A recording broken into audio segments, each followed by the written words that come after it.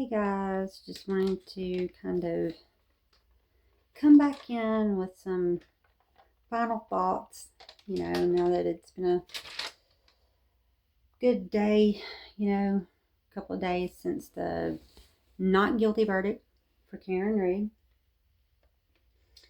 And, just wanted to talk about a few things that have kind of been on my mind since, the verdict was rendered and she was set free, went home. Um, basically, let's talk about what happened, on Wednesday, June 18th, 2022, the jury in the case of the Commonwealth of Massachusetts versus Karen Reed, reached a unanimous verdict in her case. There were no notices to the judge, that they couldn't come to an agreement on anything. Therefore, a hung jury was never an issue. The jurors submitted 4 questions, and the judge, could answer some of them she couldn't. The only other thing was the question with the the verdict slips. And I really think that the judge did the best that she could with that. I mean, she went over, she did make some additions, some clarifying additions, to the slip during deliberations. And when she did that, she brought the jury in and actually went through everything with the jurors, step by step, making sure that they understood it. So, I think that she did a really good job, herself, helping them out with that. Then the next day, we had the, we found out that there was a verdict. And then by the time everybody got to the courthouse,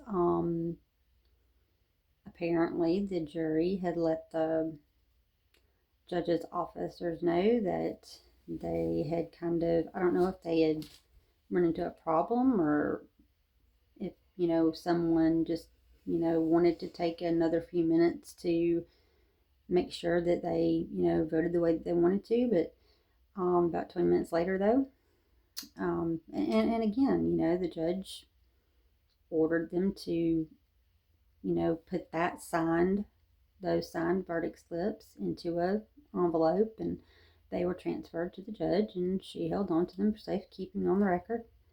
20 minutes later, they were back, and we have a verdict. And the verdicts, came back basically, as we all know, with not guilty. I'm sorry. We had the not guilty verdicts on charges 1 and 3.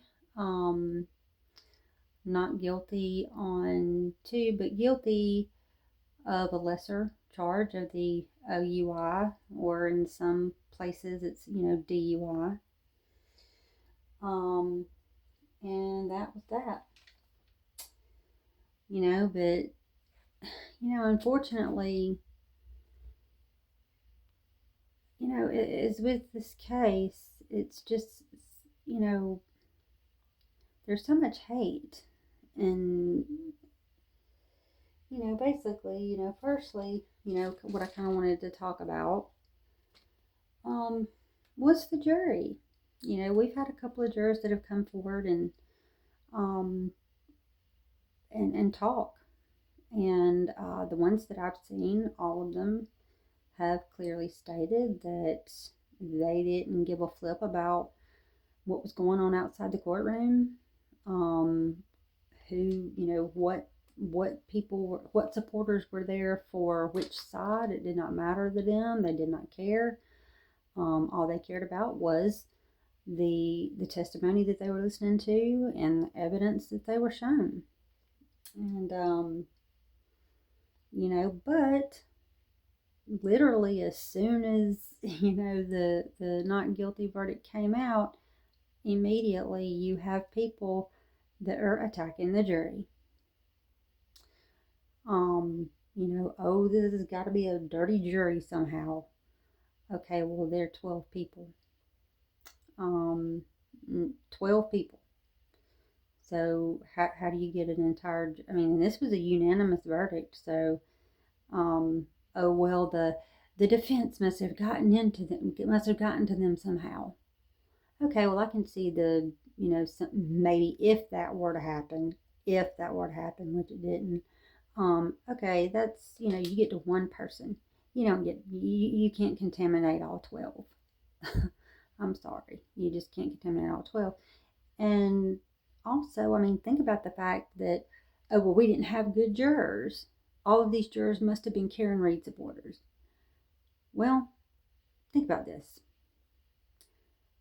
Those 12 jurors were chosen by the prosecution and the defense team. So basically, I can tell you right now that the jurors that were the jurors that were on out the jury along with the alternates, they were chosen and approved by the prosecution. Had there been an issue of, oh, these are Karen Reed people, they wouldn't have been on the jury because the prosecution would have objected. So keep that in mind that these are 12 jurors chosen by the prosecution. So I guess if you don't agree with the jurors, maybe you need to take it up with the prosecution. And on top of that, jury duty is it's something as citizens that we it's something that we have to do. And so when we're called for it, we don't know what case we're going to have. We don't have a choice over that. And after a jury has made their decision, and they've made their decision based on the testimony that's put before them and the evidence shown, um, these jurors don't deserve to have their integrity questioned or their character defamed just because they didn't vote, in the manner that you would have liked them to. Um, you know, that was, they did their job. Let's see. I kind of wrote some notes here because I had so much going through my head and now I can't read my notes. So, hold on just a second.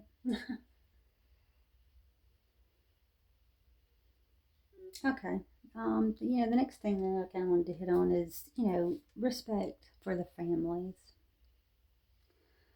Um, no matter which side that you sit on, there's a family that has been hurting since Officer John O'Keefe's death. A mother lost her son. Karen lost her partner. Two children lost the only constant in their lives since the death of their own parents. Karen's parents, had to watch as their daughter fought for her life. And that, and there was nothing that they could do about it. There was nothing they could do to help her. So that's got to be a helpless feeling. But at the end, there's pain. At the end, there's pain. Even at the end of the trial, regardless, there's still pain and loss. on both sides. Um, most importantly to me, though, the biggest deal is that, Officer, John O'Keefe, he doesn't have the justice that he deserves. Um, so, I mean, does anybody out there really think, and I mean, think about it really hard. I mean, do you think that, oh, well, if you're not on the Karen Read side, I mean, do you really think that continuing to spew just the river of hatred and all that, um, you know, to keep that going? I mean, do you really think that that helps John O'Keefe's mother? Because it doesn't. If what it does though is it constantly reminds her that she's, it's a constant thing that her son is gone, and that no one has paid the price for that. Um, so maybe, might just, if you really, care about John O'Keefe's family, especially his mom. I mean, lay back on it, son. I mean, it's ridiculous. I mean, she has to live with this the rest of her life. So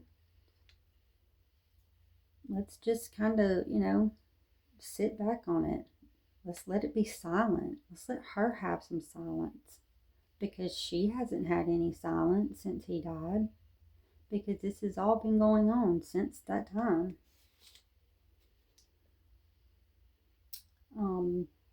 Something else that just really irritated me is, and this really irritated me. I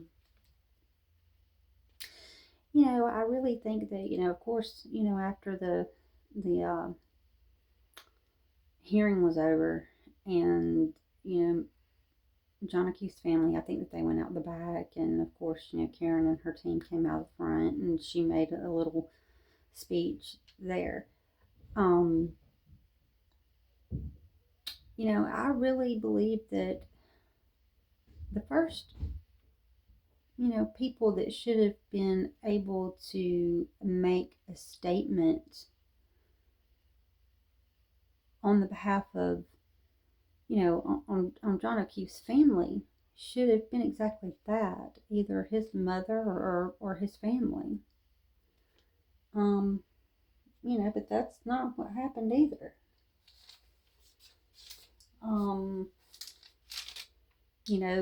Literally the first statement that got put out on media was a joint statement from the Albert family, the McCabe family, and the Roberts family. All of them together. Like, they couldn't even do separate statements. But I can tell you that what was in that statement,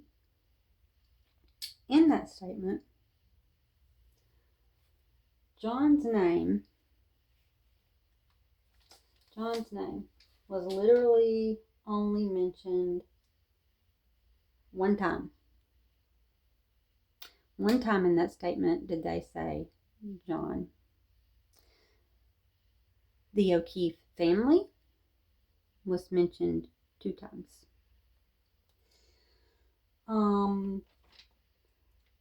The rest of the whole statement was talking about how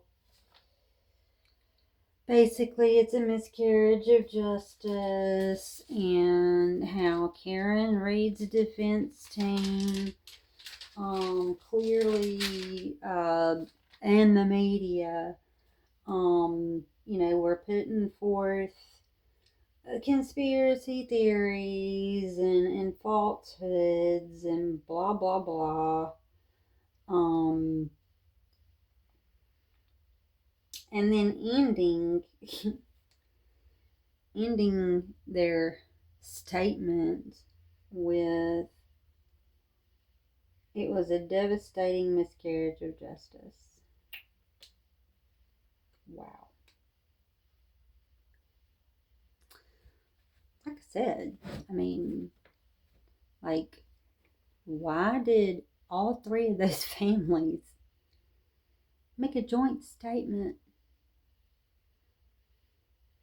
All three of those families were part of this trial. Big parts of the trial, too. I mean,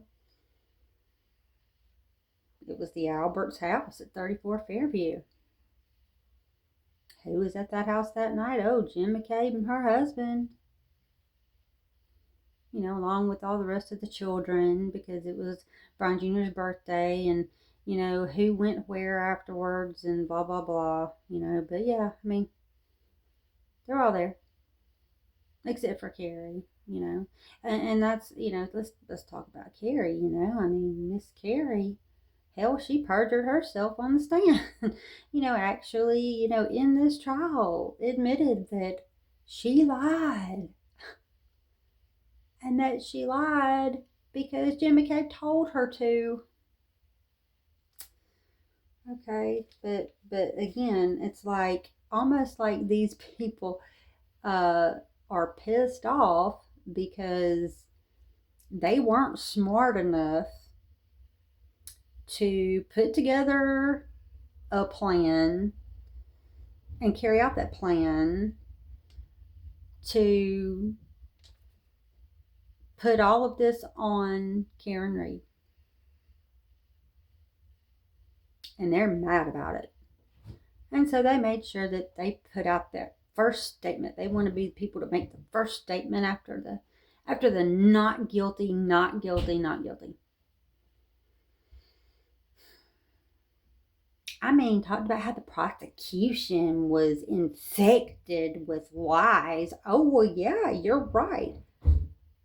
It was. The prosecution was infected with lies. I mean, I kind of wondered if they actually like got somebody to read that, proofread that for them. But yes, you are right. The prosecution was very infected with lies, and it was you guys who were lying. I mean, how many times did we have, witness impeachment, testimony impeachment? Come on, dude. But I just felt that was very disrespectful. Number one, each of these families are not capable of writing their own statement. Number two, I mean, let's let his mom or his family make a statement first, since they're the ones that are important here. But no. See, that's the problem, though. These people think that they are more important. To them, they are more important. So they need to get out and speak first. They don't care about John O'Keefe's mother or his family. Like I said, in their statement, they said his name one time and mentioned the O'Keefe family 2 times. The rest of the time, they were just spilling all their vitriol about, this, that, and again, winding it up with a devastating miscarriage of justice. A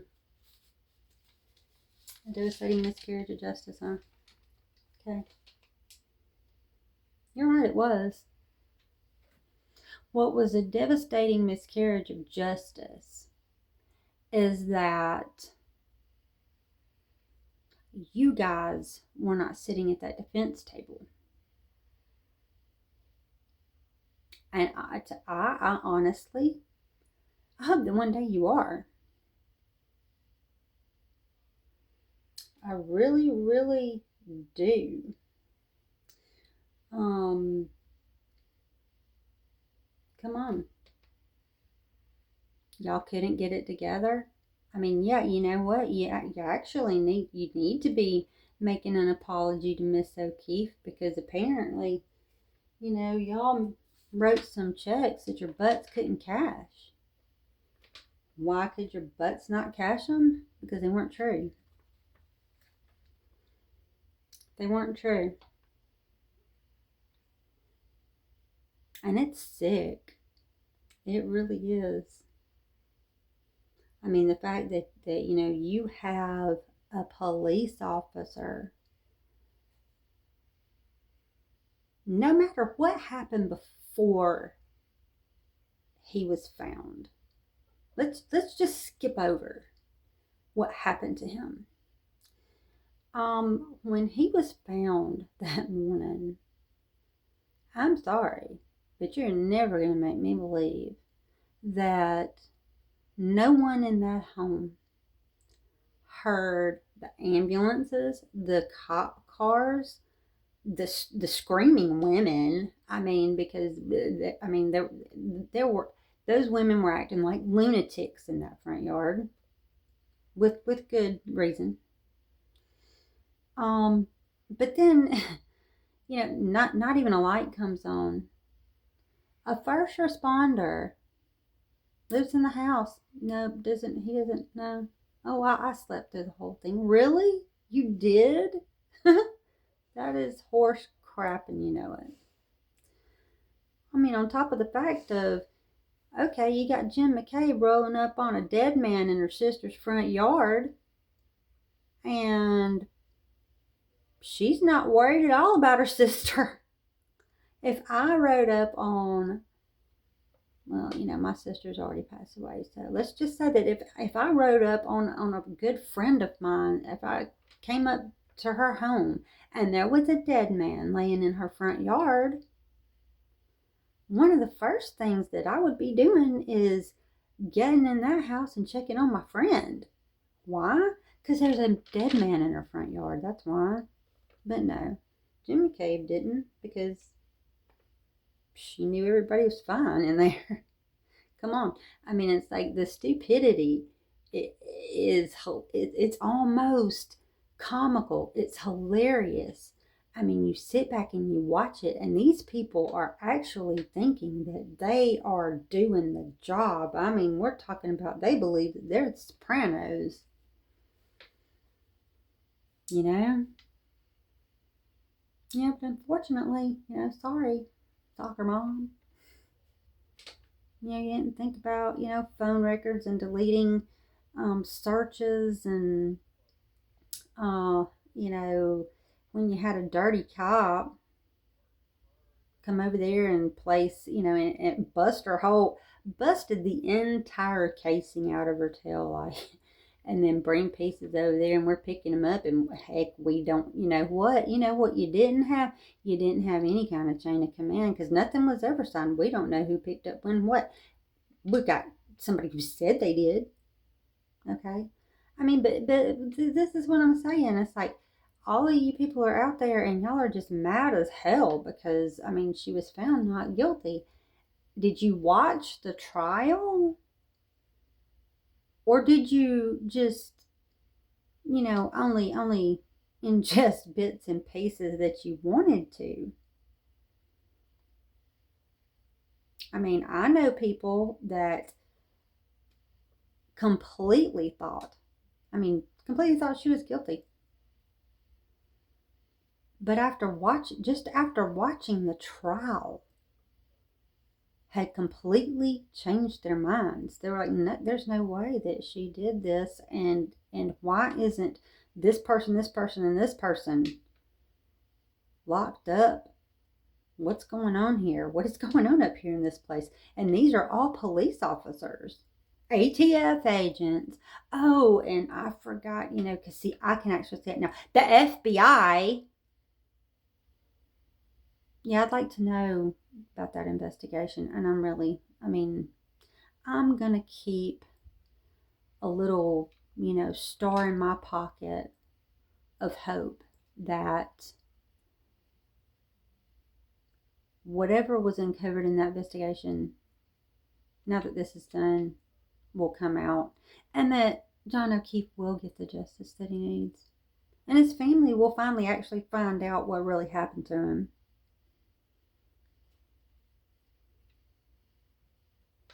Let me see. Anything else that I've got over here? I mean, I'm telling you. That's what's irritated me so bad though, is that, leave the jurors alone. Your prosecutor chose them. So if, so go fuss at him about it. Do not try to attack the integrity of these jurors or defame their character. As far as the Alberts, McCabe's, and Roberts, maybe you all need to go take a class in etiquette, like proper etiquette for, come on. Or maybe you just I don't know, maybe y'all just, I'm going to tell you what I think it is. You have no respect for his family because you don't care about his family. You don't care about him. Like I said, your statement, you said his name once. You didn't talk about what a good friend he was to you. You didn't talk about what a good man he was. You didn't talk about what an honorable police officer he was. You didn't talk about what a selfless man he was for taking in his sister's children when both of their parents died within a couple of months of each other. You didn't talk about any of that. You said his name one time. You mentioned his family name twice. And the whole rest of y'all's statements was, conspiracy theories and, the prosecution was infected with lies from Karen Reed and her defense team. And it was, the prosecution was infected with lies, but it wasn't from Karen Reed and her defense team. It was from y'all consistently sitting up there and being caught in lie after lie after lie. Maybe you should have let his mother be the first person to make a statement. Because, where I live, we have an old saying. And that's, the guilty dog barks first. And I truly believe that that's what we're looking at in this case. But it's done. Karen Reed's got the rest of her life to go out and live and reap all the rewards of everything that she should. I just hope that we do eventually get justice for Officer John O'Keefe. And I hope that those that maybe, thinking they're protecting each other, because that's more important than justice, right? That's more important than being an honorable police officer, right? Hopefully, Officer John O'Keefe will get the justice that he deserves. All right, that's about all I have to say tonight. Love you guys. Be safe, have fun, and always, always, always know that you're loved. We'll holler at you later. Bye-bye.